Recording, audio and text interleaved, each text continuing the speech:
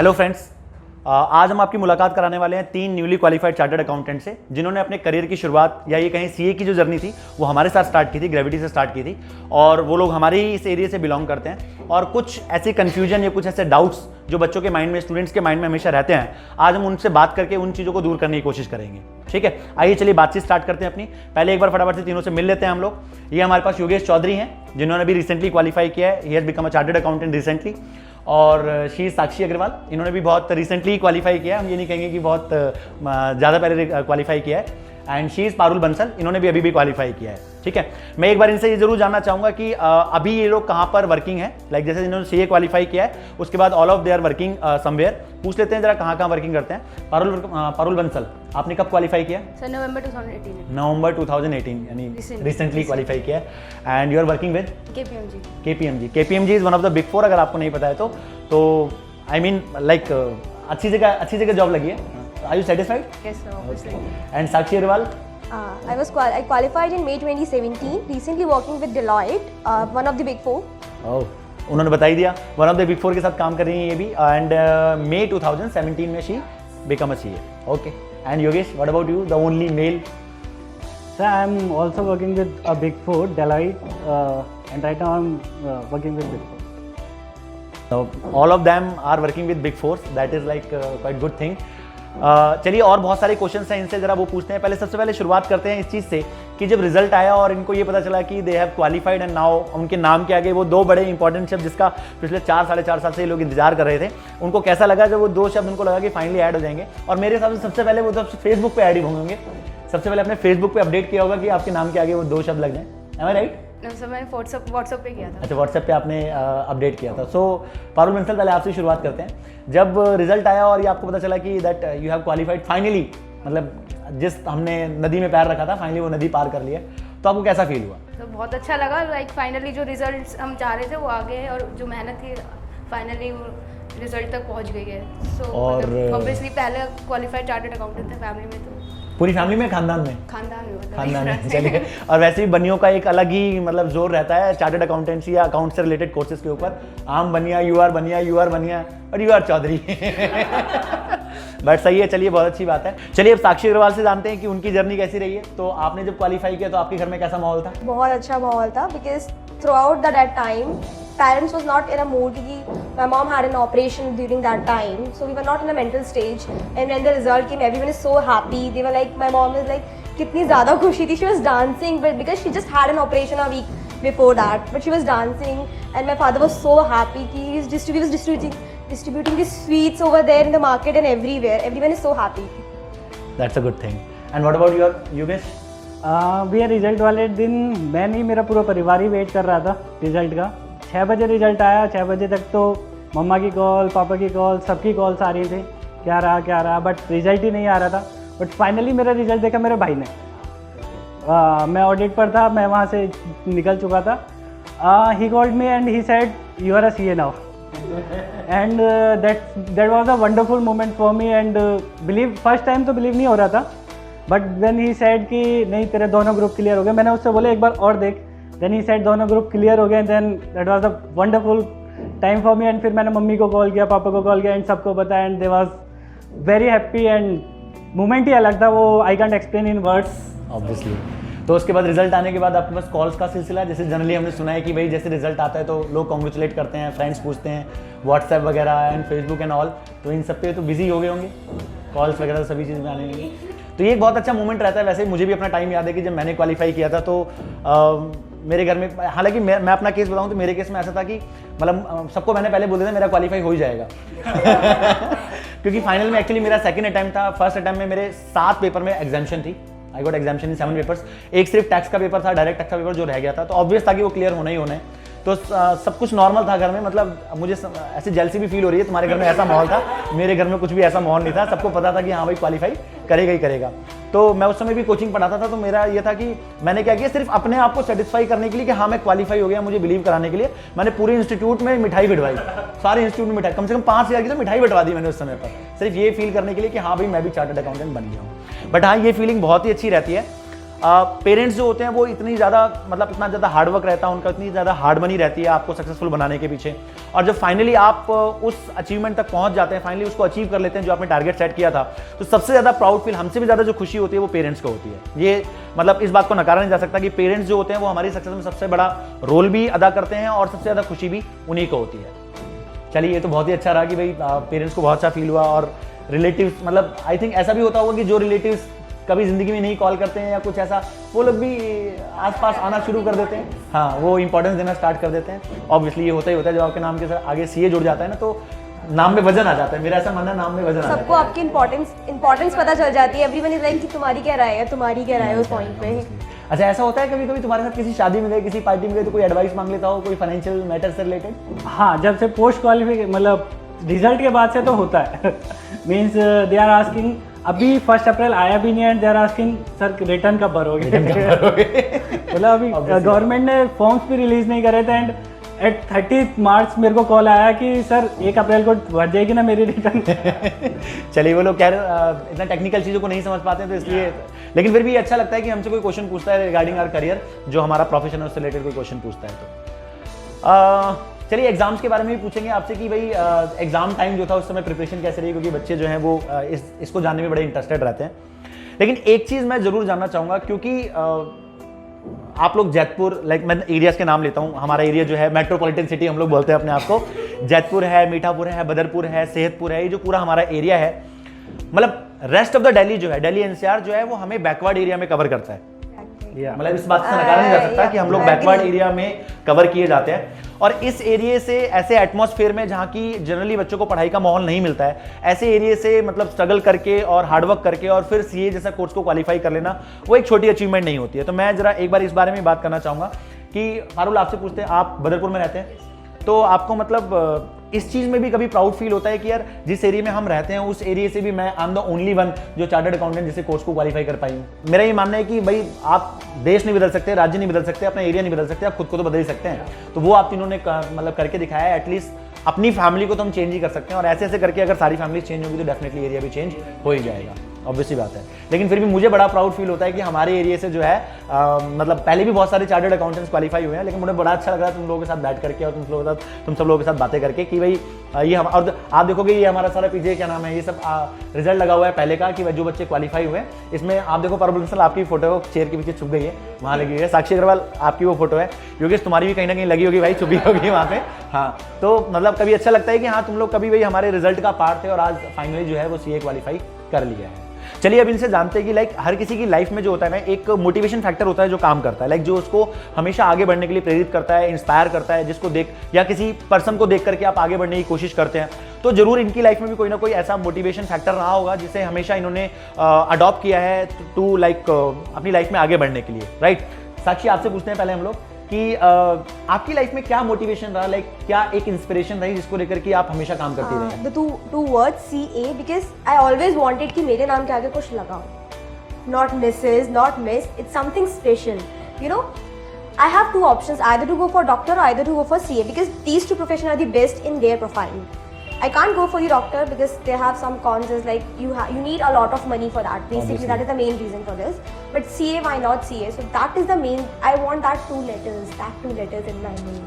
That's the main reason for my. Very good. ये CA जो word है, मैंने कहा ना, इसमें वजन ही बहुत ज्यादा होता है। ऑब्वियसली बात है, जैसे ही नाम के आगे जुड़ता है तो एक अलग ही That gives you awesome feeling, you know. दुनिया ही बदल जाती है, कह सकते हैं ना हम लोग, दुनिया बदल जाती है। अभी आप साक्षी अग्रवाल थे, अब आप सीए साक्षी अग्रवाल हो, तो हाँ मतलब एक अलग ही फीलिंग होती है उसमें। सो पारुल, आपकी लाइफ में कौन सा मोटिवेशन फैक्टर रहा जिसने आपको मोटिवेट किया हो सिर्फ आगे बढ़ने के एक लिए? तो पापा लाइक उनकी ड्रीम थी कि क्वालिफाई करे और चार्टर्ड बने, तो लाइक एक वो तो ड्राइविंग फोर्स था। And the other thing was कि जो फैमिली बैकग्राउंड रहा है कि उसमें गर्ल एजुकेशन मतलब बुआ के टाइम पे इतना नहीं था प्रमोटेड, तो सबको लगता था कि हाँ भाई ये भी नहीं पढ़ पाएगी, बट एक वो ड्राइविंग फोर्स था कि हाँ भाई अपने आप को करके दिखाना, प्रूव करना है। ऑब्वियसली ये जिद होनी भी चाहिए, गर्ल्स में तो स्पेशली इस टाइप की जिद होनी चाहिए। अगर आपका फैमिली बैकग्राउंड ऐसा है कि जहाँ पर लड़कियों को ज़्यादा प्रमोट नहीं किया जाता, या मैं कहूँगा बॉयज़ में भी ऐसा होता है जहाँ पर लाइक जैसे कुछ इस तरह की फैमिलीज होती हैं जहाँ पर बॉयज़ में भी ज़्यादा नहीं जल्दी शादी कर दी जाती है, ज़्यादा पढ़ाई लिखाई नहीं जाता उनको।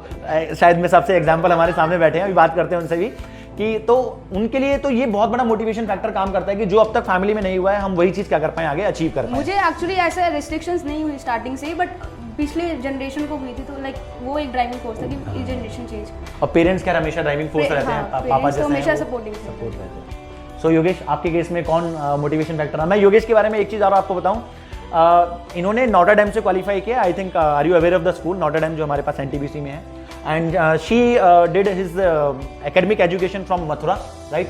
एंड योगेश के बारे में आपको बताऊं, योगेश ने सरकारी स्कूल से अपनी 12th क्लास कवर की है। सरकारी school you know very well कि कैसा एटमॉस्फेयर रहता है, कैसी एजुकेशन क्वालिटी वहाँ पर रहती है। अब तो खैर हमारी दिल्ली के अंदर तो काफ़ी इंप्रूव हो गई है बिकॉज ऑफ लाइक आप एंड ऑल, जो सरकार हमारे यहाँ पे है। लेकिन मैं खुद सरकारी स्कूल से क्वालिफाई हुआ हूँ, तो मुझे पता है कि वहाँ कैसा एटमॉस्फेयर रहता है और वहाँ से बाहर निकलना इज रियली वेरी डिफिकल्ट। तो योगेश से पूछते हैं, योगेश आपकी लाइफ में क्या मोटिवेशन फैक्टर रहा जो आपको सीए तक खींच लाया? लाइक भैया actually my father was also working in accounts, so वो हमेशा चाहते थे कि मैं सीए करूं। फ्रॉम 10th से भी पहले वो मेरे से हमेशा कहते थे, दीदी से शेयर करते थे कि योगेश को हम सीए कराएंगे। Even in 10th I got 92%। जब मैं कॉमर्स में एडमिशन लेने गया गवर्नमेंट स्कूल में सराय वाले में, देन जो मैम थी जो वहाँ पर थी जिनको हमने फॉर्म सबमिट करना था, उन्होंने मुझसे कहा वाई नॉट साइंस। देन मैंने एक ही वर्ड कहा, मेरे माइंड में सिर्फ 2 ही वर्ड हैं, CA. I will only go for CA because this is my father's dream. Then फिर आगे आए, फिर जब सीपीटी आपके पास आए, देन रियलाइज किया कि CA is a pride. Then CPT से आगे आईपीसीसी में आए, देन आर्टिकलशिप, देन धीरे धीरे रियलाइज होने लगा कि CA is not 2 words and not a just a course. CA is a pride which gives you a like reputation, which gives you a identity in market. मतलब एक अपनी अलग पहचान बनती है उसकी वजह से कि अब लोग जो हैं वो आपको एक अलग एनालाइज करते हैं। मतलब मैं मतलब आप लोगों से बात कर रहा हूँ तो मुझे अपना टाइम भी याद आ रहा है कि हाँ ऐसा होता है कि एक अलग इंपॉर्टेंस मिलती है। When you will go to client place, they will say, auditor साहब प्लीज आइए, and in friend circle they will say, CA साहब कहाँ जा रहे हैं, then that's a different feeling. Yeah, definitely. मतलब लोग आपको सीए साहब बुलाते हैं तो समटाइम्स ऐसा फील होता है यार ये सीए साहब क्यों बोल रहा है, बट इनर कहीं ना कहीं एक अच्छी फीलिंग आती है कि हाँ भाई चलो हाँ कि हमें सीए फाइनली क्वालीफाई किया। अनॉय फील कर रहे हैं but actually feel like awesome. ये तो है। मैं आपको बताऊं, मैं अपने बारे में बताऊं, मेरा तो कभी किसी ने इंटरव्यू लिया नहीं, तो मैं साथ साथ आपको अपने बारे में भी थोड़ा बहुत बता दूं। मेरी लाइफ में जो मोटिवेशन फैक्टर रहा था ना, वो मेरी लाइफ में मोटिवेशन फैक्टर ना हमारा एरिया ही रहा था। मतलब मुझे किसी ने ये कहा था, मैं आज भी जानता हूँ, किसी स्कूल के प्रिंसिपल थे, बहुत ओल्ड एज पर्सन थे। मैंने उनसे पूछा, क्योंकि हमारी फैमिली में सबसे बड़ी दिक्कत थी गाइडेंस की। लैक ऑफ गाइडेंस इतना ज़्यादा था कि पता ही नहीं था कि 12th के बाद करना क्या है, जैसा कि जनरली स्टूडेंट्स के साथ होता है, उनको पता ही नहीं होता। तो मैं एक प्रिंसिपल थे, वो हमारे आस पड़ोस में रहते थे, उनके पास गया तो उन्होंने मुझे जो कोर्स बताया, कोई बहुत ही शॉर्ट टर्म कोर्स बताया जिसके लिए मैं बिल्कुल भी इंटरेस्टेड नहीं था। उनका कहना था 6 महीने में करोगे और फटाफट से जॉब लग जाएगी। मैंने कहा मुझे शॉर्ट टर्म करना ही नहीं है, मुझे कुछ बड़ा करना है, कुछ भी ऐसा हो जो बड़ा करना है। फिर मुझे कहीं से ही पता चला कि यार सीए एक ऐसा कोर्स है जिसमें ना मेहनत बहुत होती है, पैसा थोड़ा कम लगता है कंपैरेटिव टू अदर कोर्सेज, और मैंने कहा मैं सीए करूंगा। तो फिर मैं उन प्रिंसिपल सर के पास पहुंचा, मैंने कहा सर मैंने डिसाइड किया कि मैं सीए करूंगा। तो बोले बेटा ये जिस एरिया में हम रहते हैं वहाँ से सीए क्वालिफाई करना बड़ा मुश्किल है, पढ़ने का एटमॉस्फेयर नहीं है, आपको क्लासेस नहीं मिलेंगी, दिस एंड दैट, दुनिया भर की उन्होंने मुझे मतलब डिमोटिवेट करने के लिए बहुत सारी चीज़ें बता दी, रिजल्ट कम आता है, ये होता है वो होता है, इस तरीके की चीज़ें। बट मैंने डिसाइड कर लिया कि मैंने कहा नहीं अब तो करके दिखाना है, चाहे कुछ भी हो जाए। तो मेरी लाइफ में तो हमेशा ना वो एक जिद वाली बात रही कि यार मुझे तो ये करके दिखाना ही दिखाना है। पेरेंट्स ऑब्वियसली एक मोटिवेशन फैक्टर सभी के लिए रहते हैं कि हमें पेरेंट्स के लिए ये वाला काम करना है, किसी भी तरीके से क्वालिफाई करना है। कभी भी हम डिमोटिवेटेड फील करते हैं तो पेरेंट्स का चेहरा सामने आ जाता है कि भाई उनके लिए तो ये काम करके दिखाना ही पड़ेगा, चाहे कुछ भी हो जाए। अच्छा, एक कॉमन और मतलब कन्फ्यूजन कहिए या ये कहिए कि मिसकंसेप्शन बोले, मैं तो मिसकंसेप्शन ही बोलूँगा उसको, कि लोगों में एक ये डाउट बड़ा रहता है कि यार सीए जो है ना बड़ा डिफिकल्ट कोर्स है, it's one of the difficult course. वैसे तो ऑब्वियसली बात है, सर्वे जो हुए हैं उसमें इंडिया का one of the difficult course कहा गया है इसको।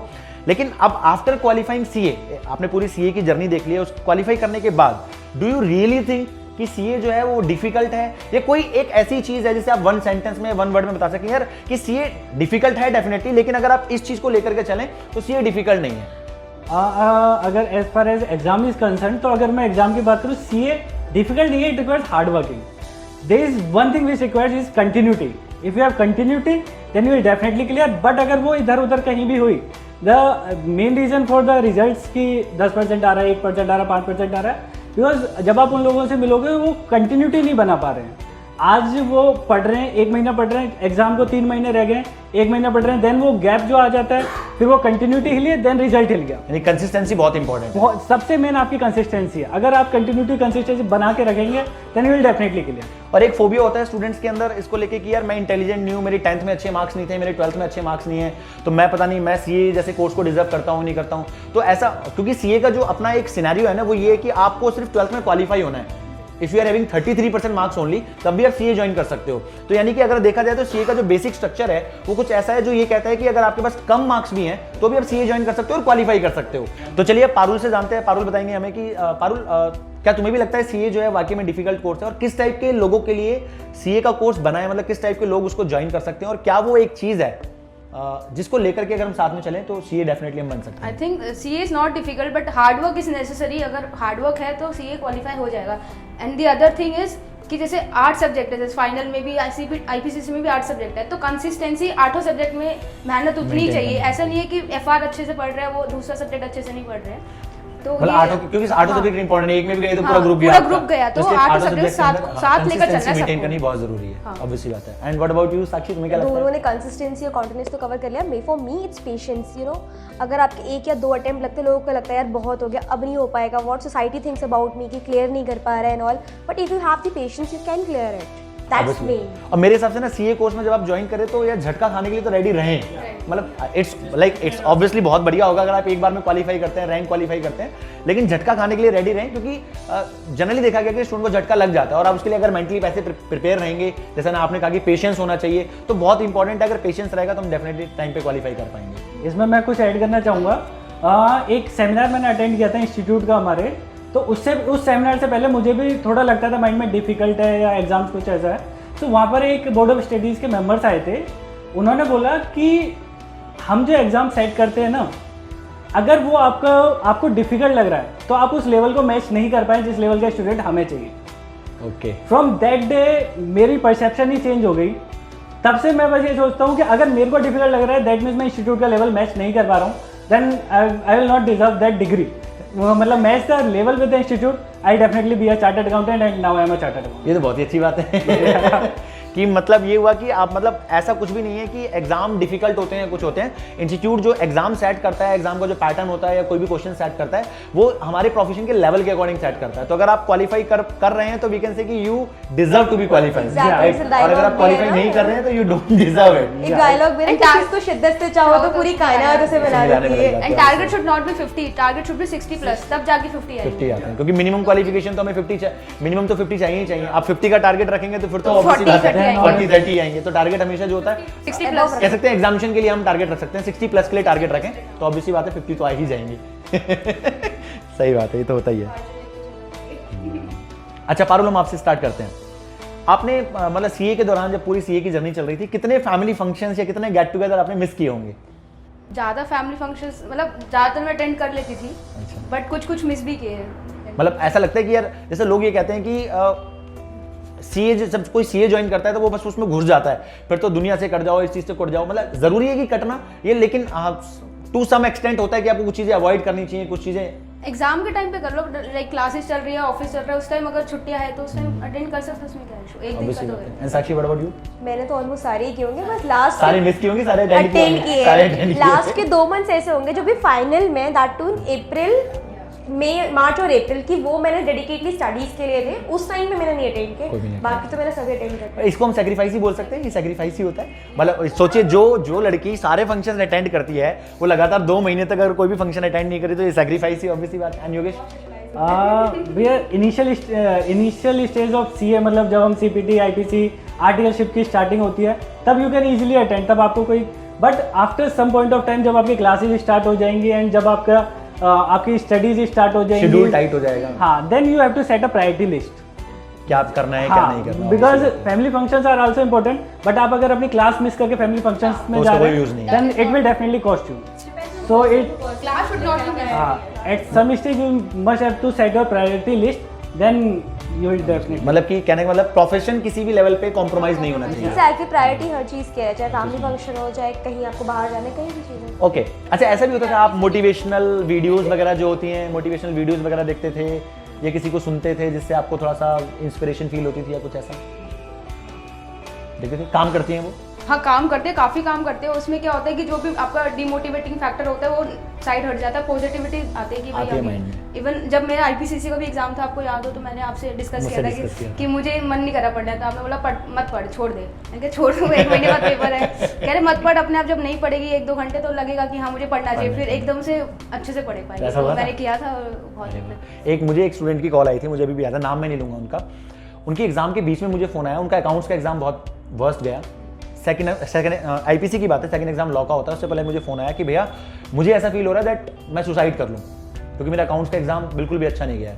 तो आप विश्वास नहीं करोगे, मुझे 20 मिनट्स लगे उसे कन्विंस करने में, बट इन 20 मिनट्स में मैंने उसे बहुत अच्छी तरीके से कन्विंस कर दिया इस बात को लेकर के कि आप पिछले एग्जाम को छोड़ो, अगले एग्जाम की तैयारी करो, और ऐसा ना हो कि पिछले एग्जाम के चक्कर में अगला एग्जाम जो है बेकार हो जाए। तो ही साइड कि नहीं, मेरा पिछला एग्जाम इतना बेकार गया है कि मुझे लगता है कि मैं पास हो पाऊंगा। मैंने कहा तुम आगे तैयारी तो करो किसी भी तरीके से, और आप विश्वास मानोगे पहले अटेम्प्ट में दोनों ग्रुप निकाल के ले गया। जब क्वालिफाई करा तो उसके बाद मेरे पास फोन करके बोलता है, कहता है अगर आपने उस दिन गाइड नहीं किया होता तो मैं तो पेपर छोड़ चुका होता और मेरा पूरे 6 महीने वेस्ट हो चुके होते। तो ये समटाइम्स हम डिमोटिवेट भी फील करते हैं, तो कोई ना कोई आसपास होना चाहिए। अब अगर आपकी फैमिली में कोई है, फ्रेंड्स में कोई है, लाइक मैं तो हमेशा अपने स्टूडेंट्स को बोलता हूँ, जब भी कभी आपको ऐसा फील हो, लो फील हो, तो मुझसे बात कर लो, मेरे पास कॉल कर लो। तो मैं हमेशा कोशिश करता हूँ उनको दोबारा से कन्विंस करने की, या आप कोई मोटिवेशन वीडियो देख सकते हो या कुछ भी कर सकते हो, क्योंकि कहीं ना कहीं शॉर्ट टर्म मोटिवेशन बोलो या कैसे ही बोलो, बट कहीं ना कहीं थोड़ी बहुत जरूरत हो। इस पॉइंट पे एक चीज़ और है कि नेगेटिव पीपल से हमेशा दूर रहना चाहिए। मतलब बहुत वो कैसे करें?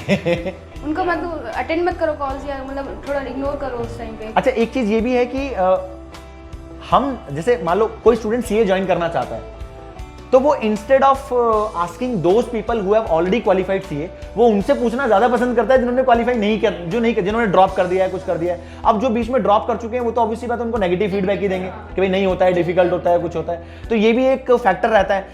मैं हमेशा बोलता हूँ बच्चों को कि आपको हमेशा पूछना चाहिए उन लोगों से जो अपनी लाइफ में कुछ बन चुके हैं, जिन्होंने कुछ क्वालिफाई किया है। वो लोग आपको सही रिव्यू दे पाएंगे चीजों का। जो लोग क्वालिफाई नहीं कर पाए हैं, जिन्होंने बीच में चीजें ड्रॉप कर दिया, मुझे लगता है कि वो आपको सही तरीके से गाइड कर पाएंगे, कुछ भी कर पाएंगे। ये वाली एक बात रहती है, ऑब्वियसली बात है। बिकॉज मे बी उनके फेलियर में भी रीजन नेगेटिविटी रही होगी obviously. Because if you positive, आप खुद को सेल्फ या मोटिवेट करते 100% रहते नहीं हो। दे पाए उस टाइम पे, होता है कि ऑब्वियसली 100%। सबके अपने अपने अलग अलग रीजन है ना, क्वालिफाई होने के भी अलग अलग रीजन है और ना क्वालिफाई करने के भी अलग अलग रीजन है। ऑब्वियसली बात है, ये तो है ही। You can compare yourself with others कि इसका नहीं हुआ तो मतलब मेरा भी नहीं होगा।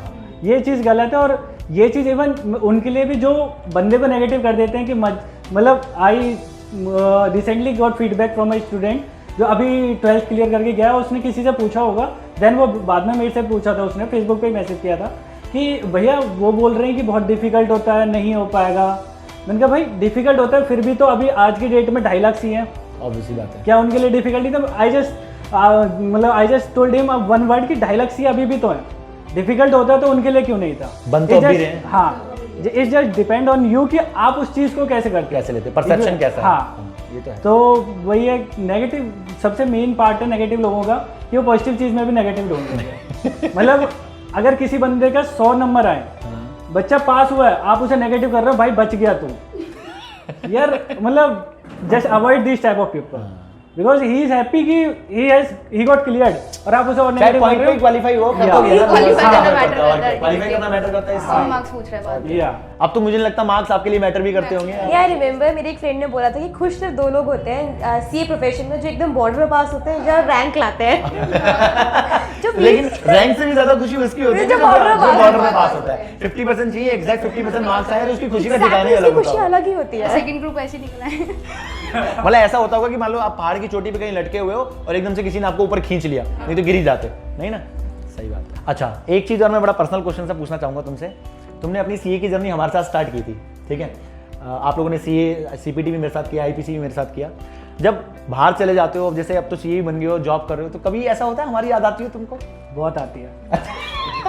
किस चीज को लेके? वो मोमेंट से जब लाइक हम इस क्लास में होते थे, आप आते थे मॉर्निंग में 6:30 बजे, वो वार्म वेलकम, अंशुल को मतलब बुलाना एंड ऑल, और वो जो उस टाइम का जो क्राउड होता था, और आपको एक जो माइंडसेट होता था आपका, और आप स्टडीज़ करते थे, आप उस टाइम लाइक आप टेस्ट लेते थे। मेरे को अच्छी तरह याद है, आपने बोला था कि जो भी टेस्ट में जिसका भी हाईएस्ट स्कोर होगा उसको प्राइज़ मिलेगा 100 रुपीज़, बट मेरे लिए उस टाइम 100 रुपीज़ भी बहुत थे। सो हमने प्रिपेयर किया था कि हम अच्छी तरह प्रिपेयर करेंगे। लंच। हाँ, सो मैंने अच्छी तरह प्रिपेयर किया था, बट I got second, मतलब second rank. That means I got 47 out of 50 and there was a girl Lily who got 49 out of 50. So मैंने कहा रह गया. तो ये सारी चीज़ें बहुत याद आती हैं जो कि अब तो जॉब में क्या ही मतलब इंटरेस्टिंग वो भी है. और तुम लोगों को मेजर डिफरेंस क्या है, हमने जो यहाँ से क्लासेस ली थी इंटरेक्शन था, प्रॉपर इंटरेक्शन. लेकिन आप थोड़ा बाहर निकलोगे इतना क्राउड हो जाता है ना, या तो आप सैटेलाइट क्लासेस लोगे जहाँ पे इंटरेक्शन इज नॉट पॉसिबल, या फिर अगर आप फेस टू फेस ले रहे हो वहाँ पे होगा 1000 का क्राउड, मोर देन 1000, वहाँ पे इंटरेक्शन होना बहुत डिफिकल्ट है, बहुत डिफिकल्ट होता है. आप पीछे कहीं ना कहीं छुप जाते हो, या तो आप लैक ऑफ कॉन्फिडेंस कह लो क्या कुछ भी कह लो, मतलब बट आप छुप जाते हो उन चीज़ों पे. आपने भी मेरे टेस्ट वगैरह में कोई प्राइज जीता था? हाँ, हम लोग लंच पे गए थे. Went for the lunch for Sagar Ratnam. अच्छा अच्छा जो आपने अच्छा. आधा बिल नहीं लगाया था याद है? लंच अनाउंस किया था, सागर रत्नम में सागर गए थे. रत्नम में. आप और कौन था साथ में? मैं, आप, वर्षा. वर्षा अभी थी. फेसबुक की मेमोरी आ रही थी. वर्षा, जतिन जतिन उसको था. जरूर शेयर करना चाहिए यार. हाँ, अच्छी नहीं लग रही थी, मैं शेयर नहीं करी. अच्छा, मुझे स्टूडेंट, मतलब मैं आपको अपनी बात बताता हूँ, मुझे स्टूडेंट ये भी फीडबैक देते हैं कि सर आपके साथ ना एक पर्सनल कनेक्शन भी बनता है, एक कनेक्शन बनता है, बट बाहर जब हम चले जाते हैं तो वो एक कनेक्शन टीचर के साथ कभी भी नहीं बन पाता है. तो मतलब ऐसा हमें कुछ खास है क्या?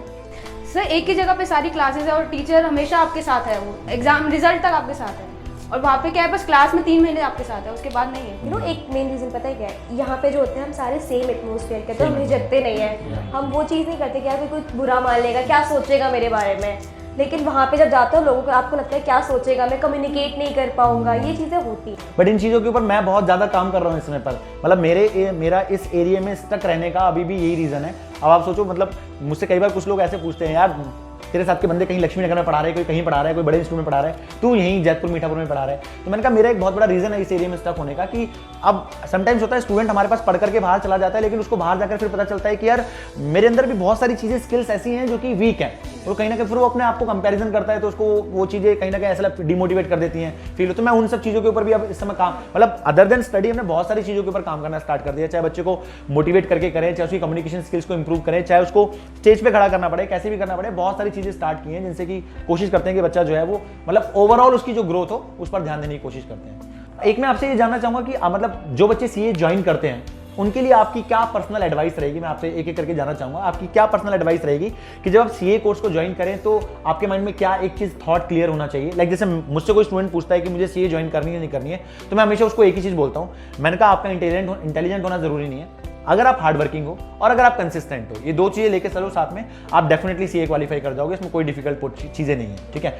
कुछ स्टूडेंट ये बोलते हैं कि हम फाइनेंशियली स्ट्रांग नहीं है, कुछ नहीं है, तो मैं उनको बोलता हूँ फाइनेंस तो अरेंज हो जाएगा, मॉनेटरी प्रॉब्लम आपको कभी फील नहीं होगी, वो कहीं ना कहीं से जरूर अरेंज हो जाएगा. हम लोग भी कोई बहुत हाई फाई फैमिली को बिलोंग नहीं करते थे, मिडिल क्लास फैमिली थी, तो उन्होंने भी कहीं ना कहीं से पैसा जो है वो अरेंज कर ही दिया. तो पैसा अरेंज हो जाएगा, उसकी कोई दिक्कत नहीं है. लेकिन मेन है कि अगर आप हार्ड वर्किंग है और अगर आप कंसिस्टेंट है और सीरियस है, सिंसियर है कोर्स को लेकर के, तो डेफिनेटली क्वालिफाई कर जाएंगे. तो मैं आपसे जानना चाहता हूँ कि यही 2 फैक्टर मेन होते हैं या आपके अलावा कोई और फैक्टर भी ऐसा है जो आप आने वाले जो सीए स्टूडेंट होंगे जो ज्वाइन करेंगे उनके लिए कहना चाहिए कि आपके अंदर ये जरूर बात होनी चाहिए.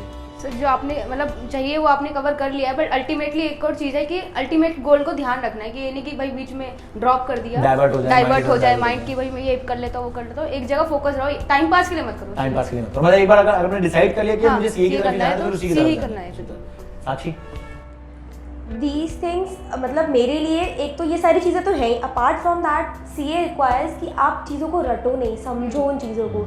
Unless and until you won't understand the topic you can't answer. Obviously because now institute जो है मोर फोकस करते हैं कि आपकी कॉन्सेप्ट की अंडरस्टैंडिंग कितनी है, आप कितना उसको अंडरस्टैंड कर पा रहे हो प्रैक्टिकल वर्ड में इंस्टेड ऑफ थियोरेटिकल नॉलेज. आप कॉन्सेप्चुअल क्वेश्चन ज़्यादा पूछते हैं. कॉन्सेप्चुअलिटी मैटर करती है यहाँ पे, बिकॉज आगे जाके आपको लाइव केसेस फेस करने हैं, तो वहाँ पे उस कंडीशन में आप क्या रिस्पॉन्स करो. बिकॉज ये एक मोस्ट प्रेस्टिजियस प्रोफेशन है. आप इंस्टीट्यूट पीएम को देख लो, हमेशा उनके हर स्पीच में सीए को आते ही आते हैं, हमेशा हर डिसीजन मेकिंग के लिए इन्वॉल्व करते हैं. And the first time CA presented the finance bill also. ये हमारे लिए बड़ा प्राउड एक मोमेंट था. हाँ, मतलब when he was like presenting the budget, तो I was like मैंने कहा प्रेजेंट कर पाएगा नहीं कर पाएगा बंदा, but better than Arun Jaitley. हाँ, इतने बढ़िया तरीके से बजट प्रेजेंट किया था पीयूष गोयल सर ने. मतलब बहुत अच्छा लगा कि हमारी सीए फ्रेटर्निटी से कोई बंदा वहाँ पर है, या क्या नाम है, सेंट्रल मिनिस्ट्री में, और इतना अच्छा काम करा अपने फील्ड में भी. बहुत अच्छा, जिस चीज़ का उन्हें मिनिस्ट्री बनाई गई है वो मिनिस्ट्री बहुत अच्छी तरीके से रन कर रही है. चलिए, तो योगेश आपको क्या लगता है, स्टूडेंट्स को क्या एडवाइस देना चाहेंगे आप? जब सबसे पहली कॉल तो उनकी सीए ज्वाइन करनी है या नहीं करनी है, ये वो खुद से पूछें. खुद का डिसीजन होना चाहिए किसी और के कहने पर. बिकॉज आपको पता है आपका लेवल, और वैसे इसमें लेवल की ज़रूरत है नहीं, बस आपकी डेडिकेशन चाहिए. अगर आपने एक एम सेलेक्ट कर लिया, सीए करनी है, देन गो फॉर सीए। फिर भूल जाओ कि एक ऑल्टरनेटिव इसका बीकॉम भी है, मैं रेगुलर कोर्स में भी जा सकता हूँ, भूल जाओ इसे। फिर माइंड में बस एक ही होना चाहिए, सीए तो सीए, यही करना है, बस यही करना है और तभी आप कर सकते हो। अदरवाइज अगर आपके माइंड में रहा कि अगर सीपीटी नहीं हुई तो मैं बीकॉम ऑनर्स के लिए चला जाऊंगा, आईपीसीसी नहीं हुई तो मेरे पास ये भी ऑल्टरनेटिव है, then you will not clear, because एक पर्टिकुलर एम सेलेक्ट करोगे। और अगर आपको इसमें कहीं दिक्कत आती है तो मतलब अगर आप सोशल मीडिया यूज़ करते हो तो मेरे अकॉर्डिंग सोशल मीडिया पर हमारे सीएस के पेज है जहाँ पर बहुत इंस्पायरिंग थॉट्स आते हैं सीएस को लेकर। हर प्रोफेशन का अपना अलग है और वो थॉट्स आपको मतलब एक अलग ही आपको मतलब फील कराएंगे, एक मोटिवेशन देंगे आपको, फील कराएंगे कि हाँ सीए की वैल्यू है क्या, एक सीए का सिग्नेचर कितना वैल्यू रखता है आपको। पहले तो आपको इसकी जरूरत पड़नी नहीं चाहिए बिकॉज आप सेल्फ मोटिवेटेड होने चाहिए, बट आपको अगर एडिशनल चाहिए तो यू कैन गो देयर। और एक बस ये है कि ऑल्टरनेटिव कभी मत लेके चलना, बिकॉज मतलब ये नहीं हुआ तो ये हो हाँ, जाएगा, अगर तो होगा ही नहीं। बिकॉज जहाँ डबल माइंड के साथ चले देन वो माइंड में फिर क्लैरिटी नहीं रहती ना। वो कहते हैं ना क्लैरिटी का होना बहुत जरूरी है, का गोल, जैसा पारुल ने कहा, गोल का बहुत फिक्स होना जरूरी है। अगर आपने डिसाइड कर लिया कि यार सीए कोर्स करना है तो फिर माइंड में ये नहीं होना चाहिए कि ये नहीं हुआ तो फिर क्या करेंगे, फिर तो डेफिनेटली कोई ना कोई डाउट क्रिएट हो गया ना माइंड के अंदर, फिर तो दिक्कत वाला काम रहेगा ही रहेगा। इवन मेरे साथ भी सेम हुआ था, मतलब मेरे माइंड में तो नहीं था, बट जब मैं इतनी प्रिपरेशंस करता था तो मम्मी मेरे को देख के बोलती थी तू आराम से कर, नहीं हुआ तो तू कुछ और कर लियो। देन दीदी बोलती थी कि कुछ और नहीं, यही करेगा, नहीं भी होगा तो यही करेगा, बार बार यही करेगा, यही करनी है। सो वो चीज़ मतलब एक वन माइंडेड आपको चलना पड़ेगा, जहाँ आप ऑल्टरनेटिव गए वहाँ आप हिल गए। वैसे मैं तीनों को ही, आप तीनों को हैट्स ऑफ करूंगा कि हाँ भाई हमारे एरिया से तुम लोग बिलोंग, मुझे बड़ी खुशी होती है, सच में बता रहा हूँ। मैंने तुमको जब बुलाया तो मुझे बड़ी खुशी हो रही थी, मैंने कहा चलो मतलब जैतपुर, बदरपुर, सेहतपुर, मतलब हमारे एरिया से बच्चे जो है वो चार्टर्ड अकाउंटेंट बन रहे हैं और बहुत अच्छी जगह प्लेस्ड हैं। आप विश्वास मानिए, मैंने जब क्वालिफाई किया था मैंने नहीं सोचा था कभी कि मैं कभी बिग 4 में जाऊंगा। बिग 4, अगर आप लोगों को नहीं पता है बिग 4 क्या होता है, तो वर्ल्ड की टॉप 4 सीए फर्म्स जो होती हैं, बहुत अच्छी सैलरी पे आउट रहता है। सैलरी तो मैं आपसे नहीं पूछूंगा, लेकिन अच्छा वैसे मैं एक पर्सनल क्वेश्चन पूछूं, are you satisfied with your salary? मतलब फिर भी कि इनिशियल लेवल पे हमें जो स्टार्टिंग मिली है वो काफ़ी अच्छी स्टार्टिंग है ना। तो बिग 4 तो वैसे ही बहुत अच्छी स्टार्टिंग देती है, वर्किंग कल्चर भी काफ़ी अच्छा रहता है उनका। तो आप मतलब मुझे बड़ा प्राउड फील हो रहा है कि हमारे स्टूडेंट जो हैं वो यहाँ से मतलब पढ़ कर गए हैं, जर्नी यहाँ से स्टार्ट की है, क्वालिफाई कर गए हैं और अब अच्छी अच्छी फर्म्स में, अच्छी अच्छी कंपनीज में काम कर रहे हैं। और साक्षी तो मेरी भी बात हुई है, साक्षी कह रही कि बहुत जल्दी बिग 4 छोड़ के इंडस्ट्री में। अच्छा एक चीज़ और मैं पूछना चाहूँगा कि हमारे सीए कंप्लीट करने के बाद कैंपस इंटरव्यूज़ होते हैं, तो कैंपस इंटरव्यूज़ में और जो कैंपस इंटरव्यूज़ में अगर सिलेक्शन हो जाता है तो सैलरी जो है वो काफ़ी अच्छी रहती है ना। तो कितना मतलब उसमें तो आप बता ही सकते हो, आप अपना मत बताना कि वहाँ एवरेज पैकेज कितना जाता है? सिर्फ 8-9 लाख। 8 to 9 लाख ना, 8 to 9 लाख का मतलब हो गया पर मंथ कितनी हो गई? 75,000। मतलब इन हैंड 60 आता है, सत्तर। इन हैंड 60 तो आ ही जाता है। 60,000 पर मंथ काफ़ी अच्छा अमाउंट ऑफ सैलरी है ना। अच्छा 60,000 खर्च हो जाते हैं क्या साक्षी एक महीने में? डिपेंड करता है आपके ऊपर, डिपेंड करता है आपके ऊपर। तो साक्षी तो खर्च कर ही देती होगी, ऑब्वियसली बात है, बहुत सारी चीजें होती हैं खर्च करने के लिए, है ना। पारुल आप खर्च हो जाता है। खर्च हो जाते हैं? नहीं होते मेरे। योगेश तुम ग्रूमिंग पे भी खर्च करते हो, शक्ल वकल पे, फेस वेस पे? अभी तक तो नहीं है ऐसा, अभी तक तो बिकॉज आउट स्टेशन ऑडिट चल रहे थे तो अभी तक जो भी खर्च हुआ सारा रिम्बर्समेंट वाला ये बड़ा अच्छा बेस्ट है। Benefit, you won't have to pay for your food, you won't have to pay for Anything. your travel, anything. This is only on the client. और सैलरी सीधी अकाउंट में आ जाती है, वो Salary सेफ अकाउंट रहती में है। आती है, सेफ रहती है। अच्छा मुझे बताओ सीए की, जैसे मैं अपना पर्सनल बताऊं, मेरे हिसाब से सीए की पूरी जर्नी का सबसे बेस्ट पार्ट आर्टिकलशिप वाला होता है। तो मतलब डू यू एग्री कि आर्टिकलशिप वाला जो पीरियड होता है वो सबसे बेस्ट पीरियड होता है? बेस्ट होता है and moreover that the firm जो आप चूज करते हो, Choose करते हो, completely your decision. I remember मैंने फर्म ज्वाइन की थी, I leave that firm within 2 months just because I don't like the attitude of my principal, he was not that acceptable, he has too much of ego. तो मैंने वो firm छोड़ दी, लड़के छोड़ी उससे, but छोड़ दी। The next firm I join, literally होता है हम लोग रो रहे थे छोड़ने में। मैंने योगेश सेम फर्म से किया और that was like dream come true. Working culture बहुत working culture, you know, there was a time जब I was feel demotivated, you know, not demotivated, I was frustrated just because of work, exams and everything. I had a discussion with my partner for more than an hour. He grew me so well. क्यों tension है, छोड़ दे, नहीं हो रहा काम छोड़ दे, किसने कहा तुझे काम करने के लिए, मत कर। And the after job, you know, मेरी आर्टिकलशिप अक्टूबर में खत्म हुई। देयर वाज अ टाइम कि मैं जॉब के लिए सर्च कर रही थी November and December. He give me full freedom कि तू कहीं मत जा, तू, मुझे पता है घर पे बैठ के बोर होगी, it's better to join me, जब तेरा मन हो तब छोड़ दी। He was that good. Good यार। मैंने तो SS Kothari Mehta and company से वो की थी आर्टिकलशिप, वहाँ तो पूछो ही मत, जाने का टाइम आने का टाइम ही नहीं, रात को 2-2 बजे तक काम चलता है, नहीं। सुबह वही 9 बजे उठ करके वापस ऑफिस पहुंचना है। क्लाइंट प्लेस पे तो बहुत ही बुरा हाल है। हमारा ये था कि morning time is perfect, you have to reach at 10. If you are not taking the classes, if you are taking the classes, then 11:30 they will give 1.5 hour marking, but वो आपको इवनिंग में कंपनसेट करना होता था। लेकिन apart from that working culture, stipend की बात करो, on time everything, attendance, participation, grooming जितनी हमारी हुई है ना मेरी और योगेश की, हमारी आर्टिकल शिफ्ट टोटली बहुत अच्छी ग्रूमिंग सेशंस अरेंज करना, गाइडेंस देना, प्रेजेंटेशंस कराना, मतलब it was a proper MNC, not a CA form. या कल्चर पूरा वही था। जो पर्सन्स आते थे, वन साक्षी जो सेशन लेने पर्सन्स आते थे, मोबीक्विक के सीईओ आ रहे हैं, Exactly. महिंद्रा एंड यानी महिंद्रा कि ये आर्टिकलशिप का जो पीरियड होता है काफी इंपॉर्टेंट बहुत इंपॉर्टेंट होता है, लर्निंग बहुत होती है, not only the working part, आपकी प्रोफेशनल ग्रूमिंग भी बहुत होती है। लेकिन ये हमारा लक है, हमें इतनी अच्छी फॉर्म मिली थी। लेकिन अगर मैं दूसरी फॉर्म्स की बात करूँ वो भी अच्छी है, लेकिन आप क्लाइंट्स के पास जा रहे हो, लोगों से इंटरैक्ट कर रहे हो, आप देखते हो कि आपको सीखना है कि आपको बात कैसे करनी, कम्युनिकेट कैसे करना है, किसके सामने क्या बोलना है, क्या नहीं बोलना, बहुत कुछ नॉलेज मिलती है ना। तो वो एक डिफिकल्ट पार्ट रहता है। जितनी नॉलेज आपने वहाँ से ले ली वही आप आगे बता पाओगे, अदरवाइज तो यू विल ब्लैंक। और मार्केट में आप मतलब वैसे चार्टर्ड अकाउंटेंट आप हो मार्केट में, बट वैल्यू नहीं अगर आपके पास नॉलेज नहीं है। अगर नॉलेज नहीं, ऑब्वियसली बात है, प्रोफेशन ही ऐसा है। जैसे डॉक्टर हो गया ना, डॉक्टर अगर एमबीबीएस करके बैठ गया और उसके पास नॉलेज नहीं है तो फिर क्या फायदा? फिर कुछ फायदा नहीं। Same thing is with the CA. चलिए, बढ़िया लगा आप लोगों से बात करके, आप लोग आए, थैंक यू इस बात के लिए, ठीक है। और I wish you all the success in the future, ठीक है। और अपनी शादी में जरूर बुलाना मुझको, ठीक है। हाँ, और हाँ मतलब जो भी टाइम है, हम थोड़ी ना कहीं जा रहे हैं, हाँ हमें शादी में जरूर योगेश बुलाना। कर ले जल्दी, तुम्हें पता नहीं तैयारी पूरी है। और ये है कि भाई चलो अच्छी बात है, आप लोग अच्छी जगह सेट हो गए, ठीक है। बिग फोर्स में जब तक काम करोगे उसके बाद फिर इंडस्ट्री में लौटोगे, फिर सही बढ़िया है। और तो आप लोगों ने भी देखा बेटा कि मतलब सीए जो एक ऐसा कोर्स है जो मतलब आपसे हार्डवर्क मांगता है, डेफिनेटली कंसिस्टेंसी मांगता है आपसे, डेफिनेटली। लेकिन ऐसा नहीं है कि डिफिकल्ट कोर्स है। अब जो लोग क्वालिफाई कर चुके हैं वो भी ये कह रहे हैं, मेरा भी ये मानना है कि डिफिकल्ट नहीं है। डिफिकल्ट सिर्फ उन लोगों के लिए है जो जिनका माइंडसेट जो है ना वो क्लियर नहीं है, क्लैरिटी नहीं है उनको ये लगता है कि यार क्या नाम है, बस नेगेटिव लोगों की बातें सुनी है और वही परसेप्शन क्रिएट कर लिया है। तो इस और हमारे एरिया से बने, मैं तो बार बार ये कह रहा हूँ, हमारे एरिया से बच्चे सीए बने हैं, तो डेफिनेटली बात है यही वर्क एनवायरनमेंट है, यही आपका क्या नाम है, सारा इसी एटमॉस्फेयर में हम लोग पले बड़े हैं। ऐसा नहीं है कि हमें कोई एक अलग रूम मिल जाता होगा स्टडी के लिए, या फिर हमारे लिए बहुत अच्छी अच्छी फैसिलिटीज मिल जाती होंगी।